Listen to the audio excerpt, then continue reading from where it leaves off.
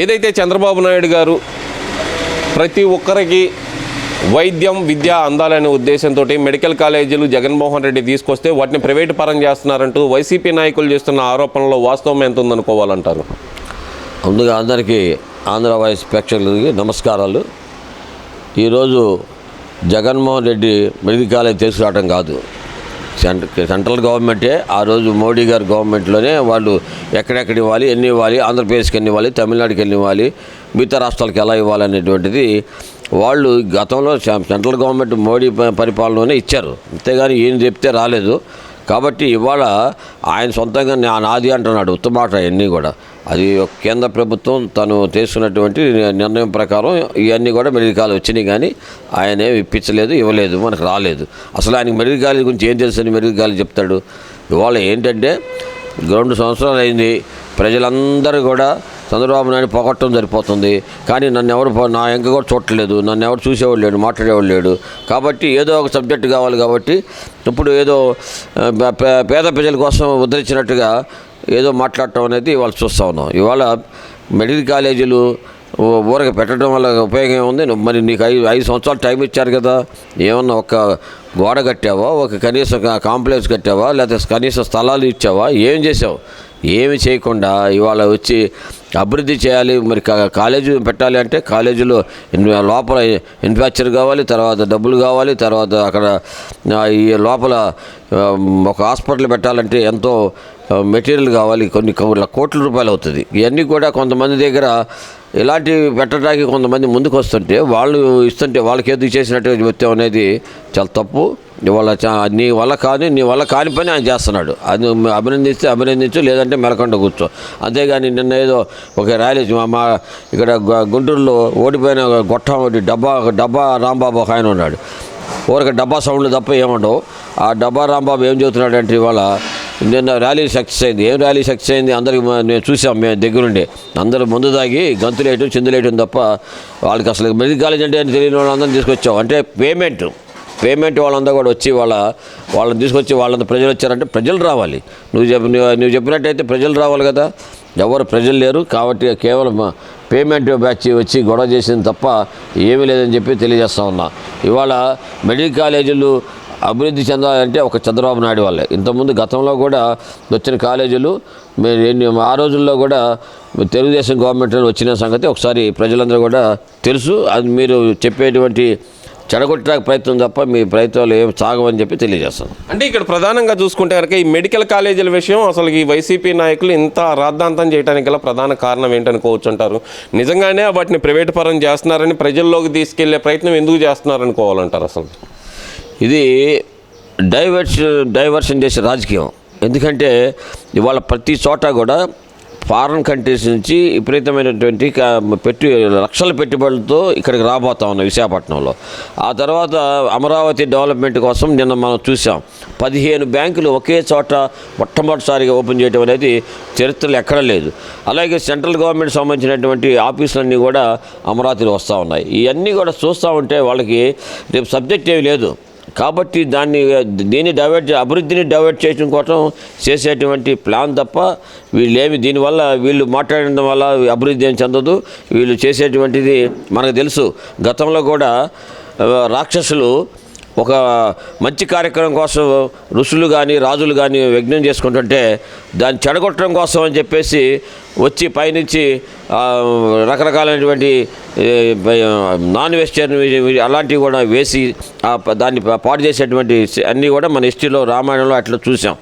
ఆ టైప్ మనుషులు ఈ రాక్షస జాతి ఈ వైఎస్ఆర్ పార్టీలో ఉన్నారు.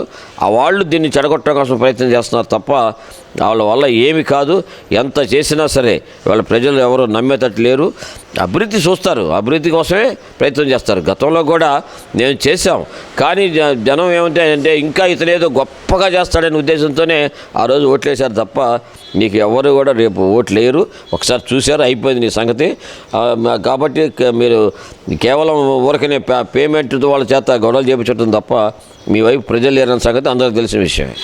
ఇదంతా ఒక వ్యక్తి అయితే కనుక అంబటి రాంబాబు కానీ కొడాలి నాని అయితే క్లియర్గా చెప్తున్నాడు 6 నెలల్లో మళ్ళీ వస్తాను, రోడ్డు ఎక్కుతాను అంటున్నాడు. మరి దానికేం చెప్తారు?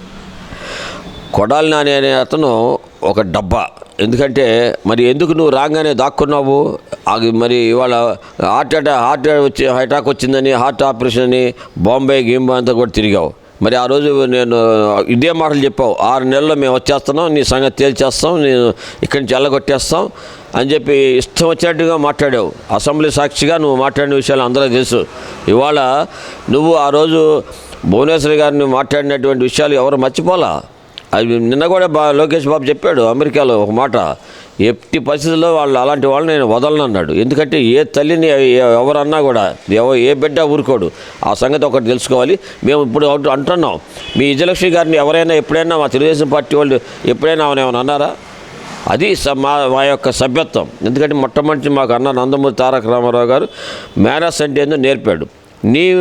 నీకే మేనర్స్ లేదు, అందుకని నీ పార్టీలో ఉండేవాళ్ళు కూడా మేనర్స్ లేకుండా ఇష్టం వచ్చినట్టుగా ఈ వంశీ లాంటి వాడు, కొడాలి నాని వంటి వాడు, ఇలాంటి ఎదవలు కొంతమంది నీ పక్కన చేరి వాళ్ళ రాజకీయాలనే బస్టు పెట్టించిన సంగతి ప్రజలందరూ కూడా నవ్వుకునే పరిస్థితి. కాబట్టి ఆ నాని అనేవాళ్ళు కనపడరు. ఇక ఇంకో నాని ఉన్నాడు, ఆడు మచిలీపట్నం వాడు అంతే ఎట్టబడితే అట్ట మాట్లాడతాడు. కాబట్టి ఇక వాళ్ళు ఇల్లు వాళ్ళ తరం అయిపోద్ది. కాబట్టి ప్రజలు అవసరమైతే ఇదివరకు గతంలో చూసేవాళ్ళు సినిమాల్లో లాస్ట్లో చెప్పులతో కోట్లతో కర్రలతో కొట్టేవాళ్ళు. అదే పరిస్థితి మీకు వస్తుందని చెప్పేసి తెలియజేస్తున్నాం. అంటే ఎందువల్ల అంటారు వీళ్ళు పదే రెచ్చగొట్టే వ్యాఖ్యలు చేయటం కూడా ఎందువల్ల అనుకోవచ్చు అంటారు? ఇప్పుడు మనందరం తెలిసిన విషయం ఏంటంటే, చెడు అనేది చాలా కరెంటు కంటే ఫాస్ట్గా వెళ్తుంది, మంచి అనేది మాత్రం అక్కడే అయిపోద్ది. ఇవన్నీ వాళ్ళు తెలుసుకొని చేసే లోపల ఈ చెడు అనేది ముందుకెళ్తుంది. కాబట్టి ఇలాంటి చెడు ద్వారా ముందుకెళ్ళాలనేటువంటి రాజకీయ ఎత్తుగడ, అంతే తప్ప ఏమీ లేదు. ఇక్కడ సీక్రెట్ తెలుసుకోవాల్సింది ఏంటంటే, ఎవరైతే మనం ఏం చేస్తామంటే ఎక్కడైనా ఉంచుతున్నప్పుడు చెడు ఎవరు చెబుతున్నారో చూస్తాం, చెడు వింటాం తొందరగా, మంచి ఎవరేనో. అది మానవ యొక్క వీక్నెస్, అది దాన్ని క్యాష్ చేసుకుంటున్నాడు జగన్మోహన్ రెడ్డి. అట్లాగే వాళ్ళ దగ్గర ఉన్నటువంటి కొంతమంది స్వార్థపర రాజకీయాలు చేసేటువంటి వాళ్ళు కూడా దాన్ని ఫాలో అవుతున్నారు. కాబట్టి దేవుడు మిమ్మల్ని క్షమించడని చెప్పి తెలియజేస్తున్నాం. ఇక్కడ ప్రధానంగా చూసుకుంటే కనుక గుంటూరు నగర కేంద్రంగా జరుగుతున్న రాజకీయం, అంబటి రాంబాబు చేస్తున్న రాజకీయం అసలు ఎలా చూడాలంటారు దీన్ని? అసలు అంబటి రాంబాబు అనేవాడు తీసేసిన గొట్టం లాంటి వాడు. ఎందుకంటే అతను చెప్పే మాటలన్నీ కూడా పచ్చి అబద్ధాలు మాట్లాడతాడు. ఊరికి నోరు మాత్రమే ఉంది. నిన్న పెమ్మసాని గారు మాట్లాడుతూ ప్రెస్లో కూడా ఏం చెప్పారంటే, అతను మాట్లాడేటువంటి లేఖి భాష నేను మాట్లాడలేను అని చెప్పినటువంటి విషయాన్ని ఒక్కసారి మనం మీడియాలో చూసాం. కాబట్టి అలాంటి చెత్త ఎదవలు ఏం మాట్లాడతారో తెలియదు, వాళ్ళకి అభివృద్ధి అనేది ఏంటి తెలియదు. కాబట్టి అలాంటి వాళ్ళు మాట్లాడే మాటలు ప్రజలందరూ కూడా నేను చేతులు దండం పెడుతున్నా. అంబటి రాంబాబు చెప్పే మాటలు ఎవరు కూడా నమ్మొద్దని చెప్పేసి ఆంధ్ర వాయిస్ ద్వారా తెలియజేస్తున్నాం. మరి ఎందుకని ఈ రెచ్చగొట్టే వ్యాఖ్యలు కానీ, లేదంటే గుంటూరులో జరుగుతున్న అభివృద్ధి పనులకు ఆటంకాలు కలిగించడం కానీ అంబటి రాంబాబు నేనున్నానని నిరూపించుకోవడానికా, లేదంటే కనుక నిజంగానే అభివృద్ధి పనుల్లో తాత్సారం జరుగుతుంది అనుకోవాలంటారా? అభివృద్ధి అంటే ఏమండి, ఒక ఇల్లు కట్టాలంటే ఎంత కష్టము, అలాగే ఒక పెళ్లి చేయాలని ఎంత కష్టం, మరి డిగ్రీ చదవాలి అంటే ఎంత కష్టం, ఎంబీబీఎస్ చదవాలంటే ఎంత కష్టం, ఇవన్నీ కూడా కష్టంతో శ్రమతో కూడినటువంటి విషయాలు. కాబట్టి అభివృద్ధి చేయాలంటే ఇవన్నీ కూడా ఆర్థికంగా బలోపేతం కావాలి, అనుమతులు కావాలి, ఇవన్నీ కూడా చుట్టూ వాళ్ళందరినీ కూడా ఇబ్బంది లేకుండా చూసుకోవాలి. ఇదంతా చాలా పెద్ద ప్రాసెస్. అందుకని కొంచెం లేట్ అవుతుంది, మాట వాస్తవం అవ్వచ్చు. కాబట్టి దాన్ని పట్టుకొని వీళ్ళు ఇప్పుడు అవ్వాలంటే ఇదేమన్నా అల్లావుద్దీన్ అద్భుత దీపమా? ఇట్లా దీపాన్ని ఇట్లా రాస్తే కనుక బిల్డింగ్ రావటానికి. కాబట్టి ఎలాంటి పిచ్చి వేషాలు మాత్రం మానుకోవాలి. ఇక రాబోయే కాలంలో మీకు ఏమీ లేదు కాబట్టి ఎలాంటి పిచ్చి ఆలోచనలు చేస్తున్నారు. కాబట్టి ప్రజలందరూ కూడా మిమ్మల్ని ఎప్పుడు కూడా మీ వైపు ఉండరు, ఇక రారు అని కూడా మీకు ఆంధ్ర వాయిస్ ద్వారా తెలియజేస్తున్నారు.